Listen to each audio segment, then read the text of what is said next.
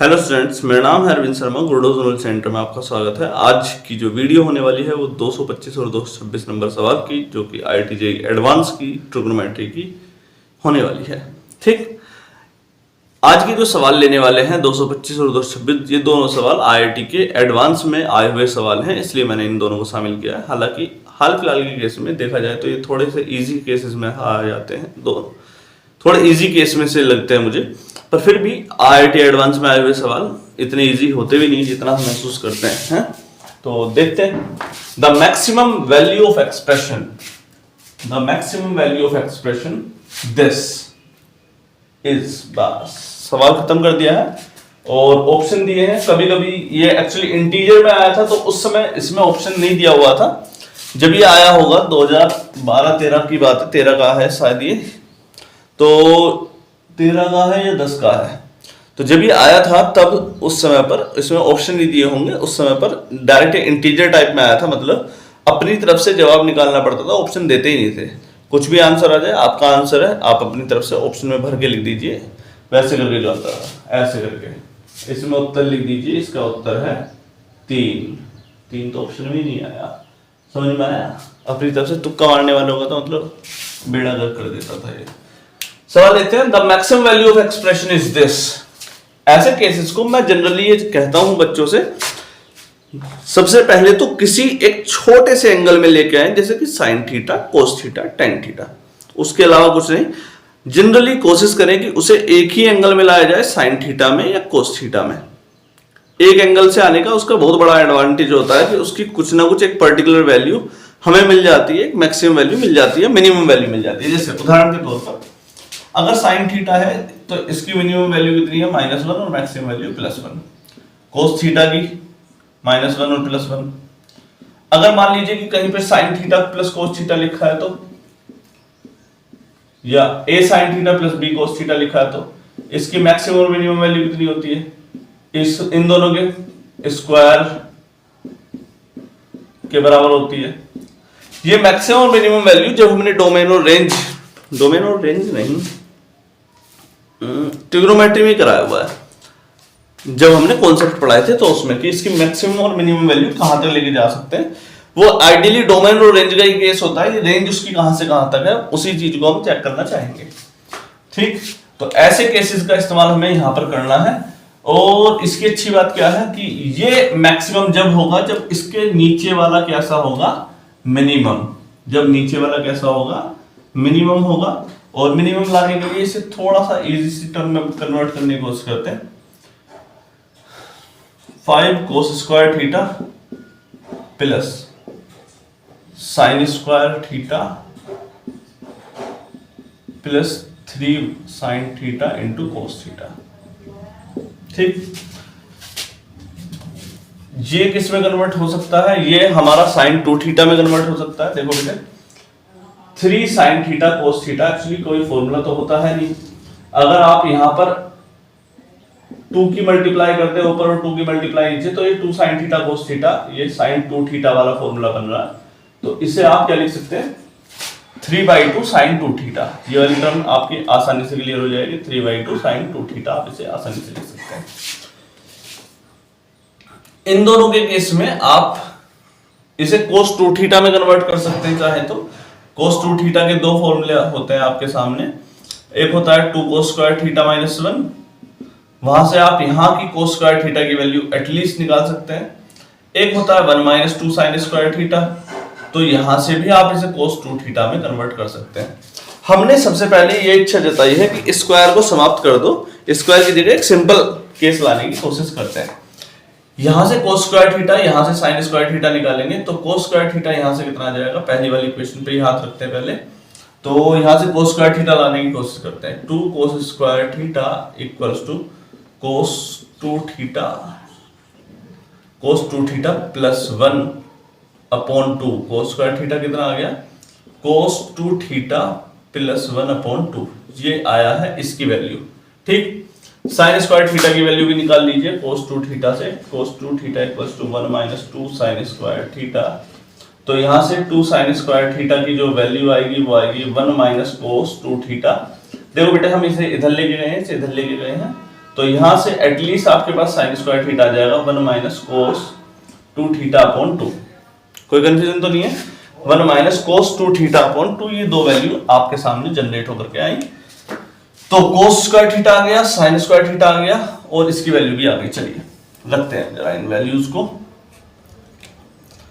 1 upon 5 cos square theta को 1 plus cos 2 theta upon 2 plus 1 minus cos 2 theta upon 2 plus 3 sine theta cos theta को क्या लिखा आपने 3/2 sine 2 theta, इसी की टर्म क्या लिखी 3/2 साइन 2 थीटा। ठीक, चलिए ये पूरी इक्वेशन आपके सामने हो जाती है। अब सॉल्व मेरे हिसाब से जल्दी हो जाएगी। इस इक्वेशन को चाहो तो अलग से सॉल्व कर लो, चाहे एलसीएम लेकर के इसकी आसानी से इक्वेशन बनती हुई नजर आ रही है। मुझे ऐसा लग रहा है पूरी इक्वेशन का एलसीएम 2 ही नजर आ रहा है। तो 5 प्लस 5 के अंदर मल्टीप्लाई करेंगे 5 कोस 2 थीटा प्लस 2 से 2 कैंसिल आउट हो गया तो क्या बचा 1 माइनस कोस 2 थीटा प्लस 2 से 2 कैंसिल हो गया तो क्या बचा 3 साइन 2 थीटा। बेटा इसके ऊपर हम 1 भी लेके चल रहे हैं, याद रखिएगा। इस इक्वेशन में 5 और 1 6,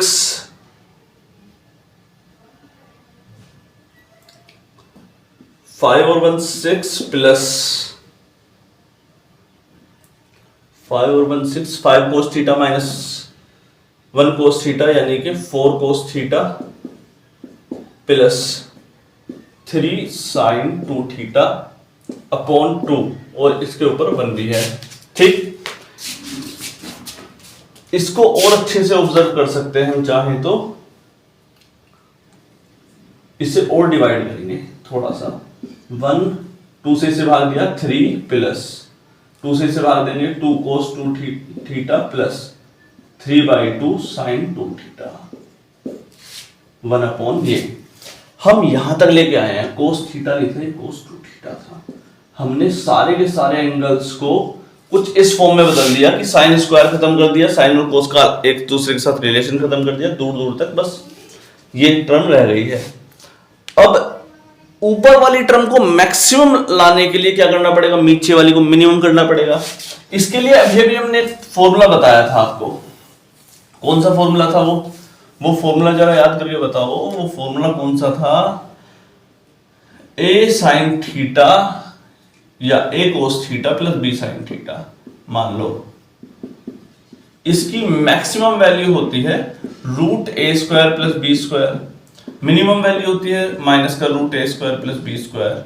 अगर उसी जगह पर ये टर्म है आपके सामने, अगर इसको मिनिमम होना है तो इसका मिनिमम वैल्यू कितनी हो जाएगी? माइनस में रूट ए स्क्वायर, ए की जगह पर क्या है 2 का स्क्वायर प्लस 3/2 का स्क्वायर। इसे और सोल्व करो जरा।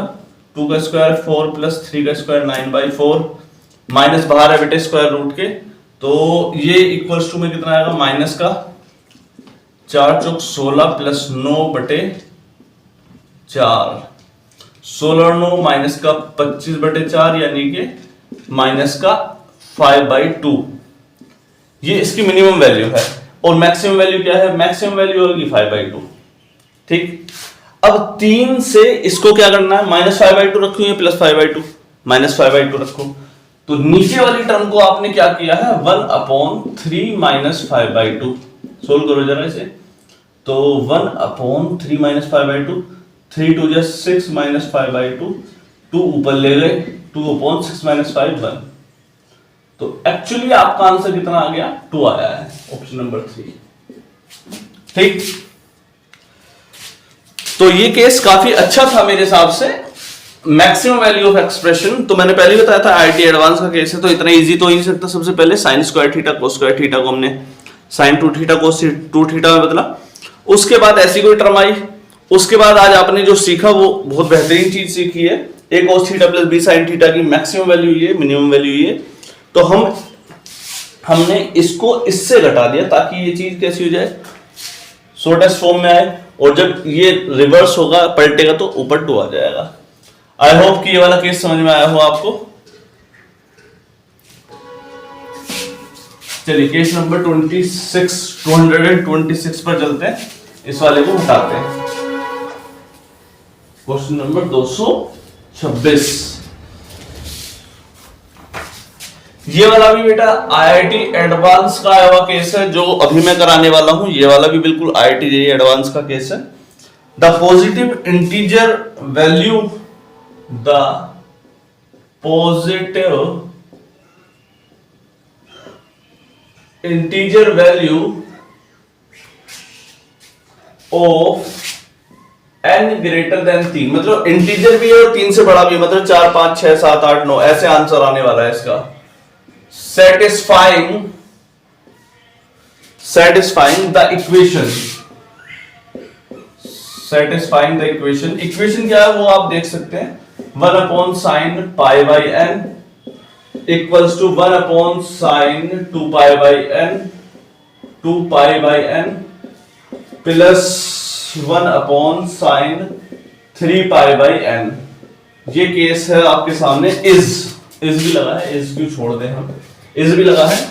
The positive integer value of n greater than 3 satisfying the equation this 1 upon sin pi by n, 1 upon sin 2 pi by n plus 1 upon sin 3 pi by n is। हाँ तो बेटे देखें इस सवाल को। ये क्वेश्चन आई होप कि आपने पढ़ लिया हो। एक इंटीजर इसका आंसर आने वाला है जिसकी वैल्यू 3 से बड़ी होगी, यानी कि 4 5 6 7 8 9 10 11 12 13 14 15 कुछ भी हो सकती है। ठीक है, तो हम इसको इधर लेके आ जाते हैं। 1 upon sine pi by n minus 1 upon sine 3 pi by n। हमको तो बस सोल्व करने से मतलब है, अब कैसे भी सोल्व हो जाए sine 2 pi by n। Generally ऐसी इक्वेशन थोड़ी इजी होती है, मुझे ऐसा लगता है। अगर सिंपल साइन में दी है या कोस में दी है, टेन में दी है, किसी एक एंगल में दी इक्वेशन कभी भी डिफिकल्ट नहीं होती। वो रेयर केसेस में अगर एक्सट्रीम लेवल पर बन जाए तो वो डिफिकल्ट हो सकती है। 3 पाई बाई n, ठीक, वो करते हैं एलसीएम लेते बेटे यहां पर sine pi by n into sine 3 pi by n। ठीक, यहां पर क्या बनेगा sine 3 pi by n minus sine pi by n। Sine c minus sine d वाला फॉर्मूला बना 2 कोस c प्लस d बटे 2, n भी साथ में लो, into sine c minus d बटे 2, 3 पाई माइनस 1 पाई अपॉन 2 और साथ में n भी upon sine pi by n into sine 3 pi by n। ठीक, आगे बढ़ाते हैं। राइट साइड में बेटा 1 upon sine 2 pi by n भी साथ में चल रहा है, इस बात को याद रख के चलिएगा। 3 और एक 4 पाई में से 2 पाई गया तो sine 2 pi by n, sorry 2 cos 2 pi by n into 3 में से 1 गया 2, देखो जरा 3 में से 1 गया 2, 2 से 2 कटा तो साइन पाई बाई n